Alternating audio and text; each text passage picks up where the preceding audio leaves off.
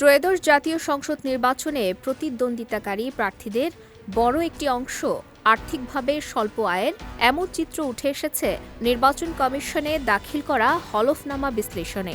এবারের নির্বাচনে অংশ নেয়া মোট ২,০২৬ জন প্রার্থীর মধ্যে ৮৩২ জনের বার্ষিক আয় ৫ লাখ টাকার কম, যা মোট প্রার্থীর ৪১.০৬%।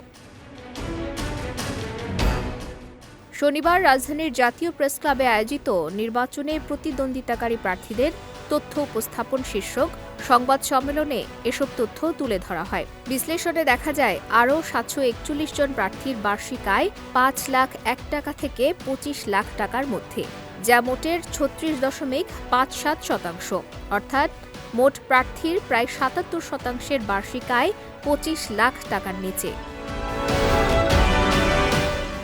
অন্যদিকে ২৫ থেকে ৫০ লাখ টাকা আয় করেন ১৩২ জন প্রার্থী, ৫০ লাখ থেকে ১ কোটি টাকা আয় করেন ৭১ জন এবং ১ কোটিরও বেশি আয় উল্লেখ করেছেন মাত্র ৯৫ জন প্রার্থী, যা মোটের ৪.৫৯%। এছাড়া ১৫৫ জন প্রার্থী আয় সংক্রান্ত তথ্য অসম্পূর্ণ বা উল্লেখ করেননি, যা স্বচ্ছতা নিয়েও প্রশ্ন তুলছে। দলভিত্তিক বিশ্লেষণে দেখা যায়, স্বল্প আয়ের প্রার্থীর সংখ্যা বড় ও মাঝারি দলগুলোতেই বেশি।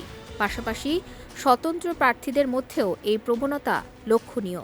১ কোটির বেশি আয় করা প্রার্থীদের মধ্যে সর্বাধিক ৫১ জন বিএনপির, এরপর স্বতন্ত্র ২৫ জন এবং জাতীয় পার্টির ৫ জন।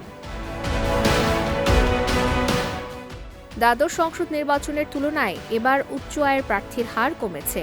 বিশ্লেষকদের মতে এটি রাজনীতিতে মধ্য ও নিম্ন আয়ের মানুষের অংশগ্রহণের ইঙ্গিত দিলেও নির্বাচনী ব্যয় ও ঘোষিত আয়ের সামঞ্জস্য এবং হলফনামা যাচাইয়ের প্রয়োজনীয়তাও নতুন করে সামনে আনছে। সংবাদ সম্মেলনে তথ্য উপস্থাপন করেন সুশাসনের জন্য নাগরিক সুজনের কেন্দ্রীয় সমন্বয়ক দিলীপ কুমার সরকার। এ সময় আরও উপস্থিত ছিলেন সুজন সম্পাদক বদিউল আলম মজুমদার, কোষাধ্যক্ষ সৈয়দ আবু নাসের বখতিয়ার আহমেদ সহ আরও অনেকেই।